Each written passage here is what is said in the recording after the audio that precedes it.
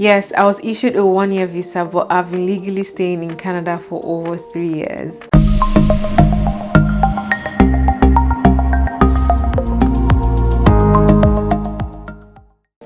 Hi guys, welcome back to my channel. If you're new here, you're welcome. I hope you stay and join the family. If you're an oldie, thank you so much for coming back. My name is Nneka Isaiah and you're welcome to my YouTube channel. Okay guys, in today's video I'm going to be telling you guys how I got a 1-year visa, but I've been staying in Canada for 3 years now. But I'm going to specifically talk about the study permit extension. So what's a study permit extension? Like the name goes, study permit extension. It's just basically the extension of your study permit in the country you're schooling in. This video is more like a spin-off of the work permit video I did about 2 weeks ago. So if you haven't seen that video, I'm going to link it up here. It should just help you understand this whole process very well. Okay, I've kind of mentioned this particular topic in so many of my other videos, but like the work permit video, I wanted to dedicate a video to it. Okay, so I'm going to section this video into 5 parts so that it will be easier for you guys to understand. So the first part is going to be my experience. Like I always do, I always have my experience. The second part is going to be the tips that I've learned so far concerning study permit extension. The third part is going to be the processing time, how long does it take to actually extend your study permit. The fourth part is going to be the amount of money you will need for this process, and the fifth part is going to be the documents you would need. Okay, so my experience, if you've watched my very initial video I did about immigrating to Canada, I'll link it up here. You guys know that I left from Ukraine straight to Canada, and when I was in Ukraine I met a friend who helped me get admission into the college I schooled in here in Canada. She actually got me a 1-year program, and if you get a 1-year program, automatically I think the visa officers will just give you a 1-year visa. I know in some cases you might get a 1-year program, but I don't know, some people are just so blessed that they actually give them 2-year visas or 3-year visa, but that is actually in very rare cases. In my case, they just gave me a 1-year visa. So I knew I was going to stay in Canada for more than 1 year. Obviously, that's why I'm still here. So when I got into Canada, I did my first course, and after my first course, I knew that I wanted to stay in Canada for an extra year so that I can be eligible for the 3 years working permit. After I was done with my first program, I decided to take another course, and since I was only given a 1-year visa, automatically I was also given a 1-year study permit, right? So I had to extend that 1-year study permit into a 2-year study permit. So that's where this video comes in. So yeah, that's my experience. That was why I had to embark on the study permit extension journey. So now let's jump straight into the tip. The first thing you have to know is you have to be very proactive. In the CIC website, they said specifically you must apply for your study permit extension a month before your study permit, your current study permit expires. And that leads me to my second tip. 90 days, approximately 3 months, is added to your study permit just so that it can give you extra time for you to either figure out if you want to stay in Canada or if you want to leave. And that 90 days also gives you time for you to know, okay, what program do I want to take? Do I want to move to a different city? Do I want to stay in my city? It will just give you enough time to actually think about it. But I feel like when you come into Canada, right, I think after the 3rd, 4th month, you should already be kind of figuring out what you want to do afterwards, so that when that time comes, it won't be like a huge burden on you to make decisions quickly. But the government of Canada, they just made it really convenient for people in a way that 3 months can actually give you a breathing space to decide on what you want to do. So if now, for example, you're meant to graduate school August 2020, they add extra 3 months to wait. So August, September, October, November. So your study permit is now going to expire November of 2020 instead of August of 2020. But initially, it's actually meant to expire August 2020.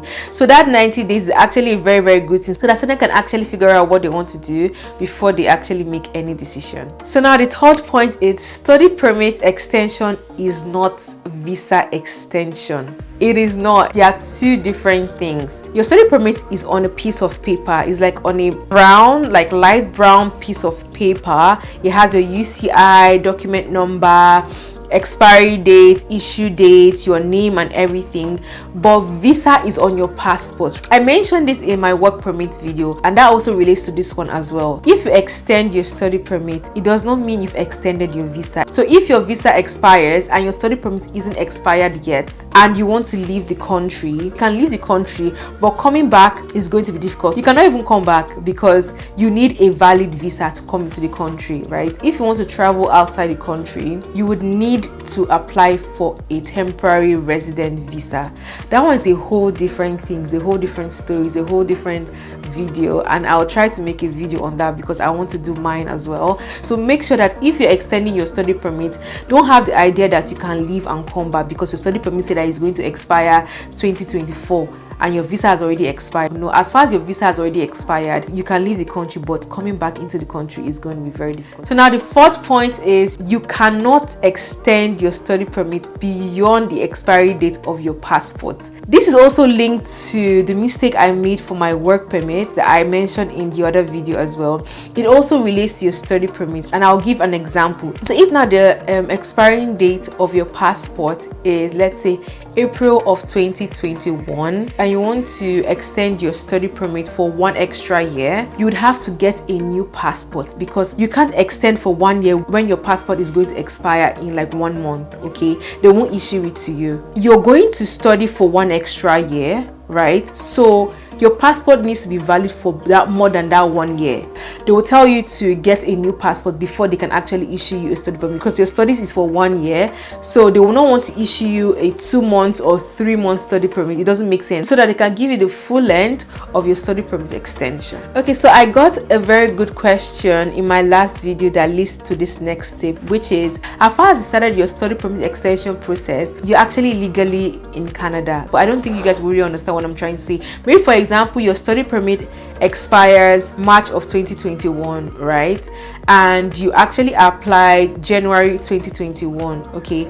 And they haven't given you your study permit extension and it's already beyond the expiring date of your current study permit. That's not a problem. You're actually still legally permitted to stay in Canada. As far as the process is already ongoing and CIC is yet to make a decision, you're legally allowed to stay in Canada because apparently it's not your fault. It's the CIC process that is taking way longer than you expected, right? The only problem with this is that you can't actually leave Canada at that point. It's very, very risky because you don't have a proof of what to come back with, right? So it's better for you to just stay and wait for your study permit to be given to you first before you can go anywhere you want to go to. Okay, now my next point, if you're planning on traveling outside of Canada and you know that your study permit is going to expire when you're out, make sure you actually apply.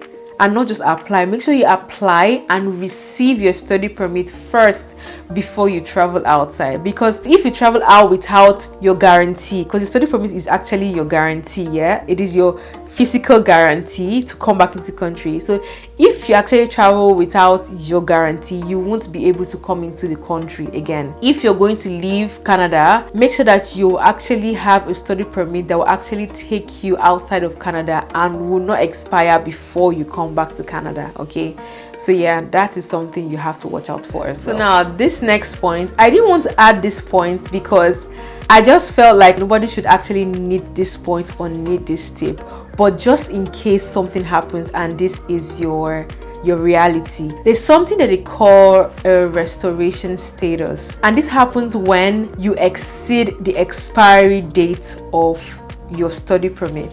Not that your study permit is going to expire in March and you apply in January and it's processing. Not that your study permit is going to expire in March, you've not applied, it's expired, then you now have to restore your status in Canada. This happens to people, but very, very few people. I mean, like, you know, you're in a foreign country, right? I just feel you should be very, very proactive. This is not your country, right? So you have to be making sure that you actually cross your T's and dot your I's so that you don't make mistakes like this. And that's why I didn't really want to add this point, but I just wanted to add it just in case someone is out there and the person needs a tip like this. So now, if now you get to that point for some reason, you forgot or something and you exceed the expiring date of your study permit, then you now have to restore your status in Canada. You literally have to like write a letter telling them why you actually forgot or why you actually waited till your study permit expired before you apply for your study permit, right? So now you're in a different category, because if now your study permit expires before you start your process, you now have to start restoring your status as a student in Canada. And that is a long process, guys. Trust me, you don't want to be there. Like, you don't want to be there, trust me, because the chances of them restoring your status is slim. So just be very, very proactive. That's why I use proactive as my first tip. Like, be very, very proactive with, you know, decisions like this, so that you don't fall into wanting hand. Make sure you extend your study permit with a designated learning institution. Designated learning institutions, they are schools or universities or colleges that actually guarantees international students the postgraduate work permit. I mentioned this in a previous video of mine. I'll link it up here, and I'll also leave a link to the schools that are actually in the DLI list. So if you're planning on staying in Canada and you want to get the postgraduate work permit, you would have to make sure that any school you're going to has to be under the DLI list, so that you can be eligible to get the 3 years or 1 year postgraduate work permit. For example, maybe if you went to University of Calgary, which is obviously under the DLI list, and you want to move to a different college or a different university, make sure that whatever college or university you're moving into is under that DLI list. If the second college or the second university you apply for is not under the DLI list, this might affect your postgraduate work permit. Even if you're coming from outside of Canada and you want to start a course or a program here, make sure that it's actually under the DLI list, so that you can be eligible for the 1 year if you study for 1 year, or 3 years postgraduate work permit if you study for 2 years. So just make sure that you actually don't make mistakes like this, because I know it happens. We're humans, right? So you won't like cut the amount of time you're meant to stay in Canada. So now the next thing I want to talk about is the processing time of the study permit extension. On the CRC website, the processing time for the study permit extension is 67 days. But during the pandemic, funny enough, I have friends of mine that actually did the study permit extension and they got theirs within 1 week, 2 weeks. So CIC makes the study permit extension a higher priority. You know, study permit extension, you have very limited time. You need to go into your next course, and if you're not granted your study permit extension, you will not be able to go into your next program. So they actually kind of make it a priority to always focus more on the study permit extension. So it says 67 days, but it doesn't always get to that. So now the next thing is the amount of money you would need for this process. The study permit extension costs 150 Canadian dollars, but the restoration of your status as a student in Canada costs 355 Canadian dollars. Restoring your status as a student in Canada is way expensive than actually extending your study permits. So please, I'm saying this again, do your due diligence and just apply on time, okay? I've heard so many stories and I don't want any of my subscribers or watchers to be part of that story, okay? But just in case, life happens. I know life happens, but just try not to be, you know, caught up in this kind of situation. Okay, so now the next part of this video is the documents you're going to need for the study permit extension process. So the first thing you're going to need is obviously your international passport. The second thing you need is your passport photograph. The third thing is going to be the letter of acceptance from your school. The next thing you will need is a co-op letter. Co-op letter is very, very relative. It depends on the program you're taking. So the program you're going to take will determine if you would need a co-op letter from your school or not. The next thing you would need is a proof of medical. For me, when I was coming to Canada, I did my medical, and my medical lasted for a year. Was it a year? Did my medical last for a year or for 2 years? I really cannot remember, but when I was extending my study permit, my medical was still very valid, right? So I just used the initial medicals I did, and I just uploaded it there, and it was fine by them. But in your case, it might be different. Maybe your medical might expire before you need to do the study permit extension, so you just need to do a new medicals and upload it. So now the next thing you need, which I feel is like one of the most important things, is proof of funds. When you're applying for your postgraduate work permit, you don't need proof of fund, because I just feel like the government of Canada, they already know and they already think that you're going to be working, so you're going to be constantly seeing some certain amount of money that you would use to take care of yourself, because you are now working full-time. But in this case, you are still a student, right? So you're just working for 20 hours a week, and that money is not enough. Just like how you would have to prove funds for when you're applying for a visa, in this case you actually have to prove funds as well. I want to give you guys a tip, right? This is a very, very funny one, a very, very, very funny tip, but please, CIC, me, I do not do it. This is what I just used to hear people do. Okay, but what students do is that, so when some people come into Canada, you might not actually be receiving financial support from home.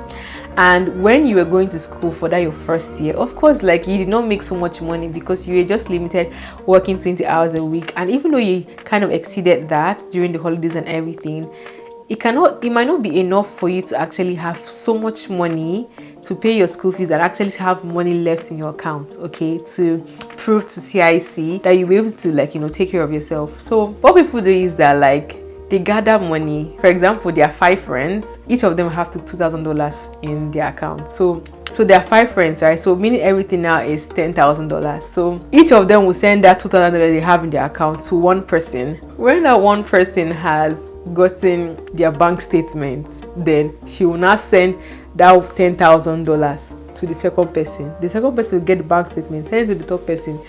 The other person will get their own bank statement, send to the fourth person and to the fifth person, like that, like that. So when they're now done getting their bank statement, then they will now send the money back to themselves, right? So it's what people do. So just a tip, just in case, because I know how life can get really hard, and you will not have that amount of money in your account just sitting down, lying down there, right? This is what I know, you know, you can do if you're stranded and all. So yeah, so that's it for today's video, you guys. We reached the 4,000 watch hour threshold today.